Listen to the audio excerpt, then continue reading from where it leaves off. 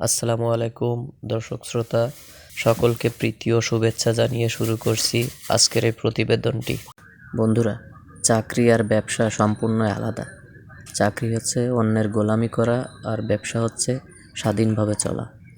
আপনার ইচ্ছা হলো আপনি আপনার ব্যবসা দেখভাল করলেন, ইচ্ছা হলো না আপনি বন্ধ রাখলেন।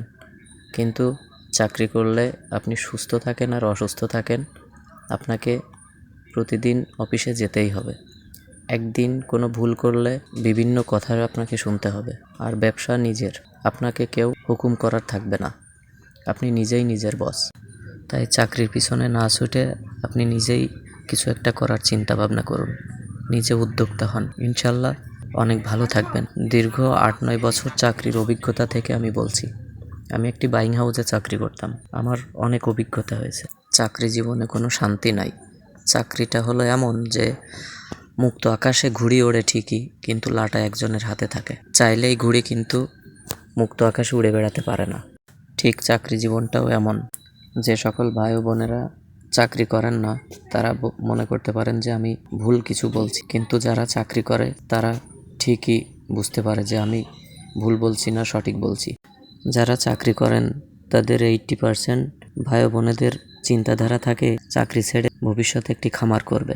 তাই আমি তাদের উদ্দেশ্যে একটা কথাই বলতে চাই যে আর দেরি না করে এখনই শুরু করুন। চাকরি করে কি হবে ভাই? চাকরি করলে শুধু দিনটাই ভালো থাকা যায়। মাসের 20 দিন ভালো থাকবেন, মাসের 8-10 দিন ধার দেনা করে চলতে হবে। এটাই হচ্ছে চাকরির নিয়ম।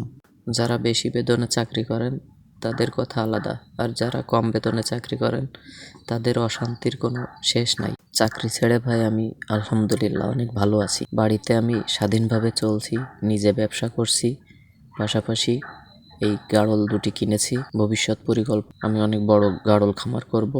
শুধু গাড়ল খামার নয়, গরু, মুরগি আমি সব খামার করব। অলরেডি আমি গরুর খামার শুরু করেছি, পাশাপাশি গাড়ল খামার করব।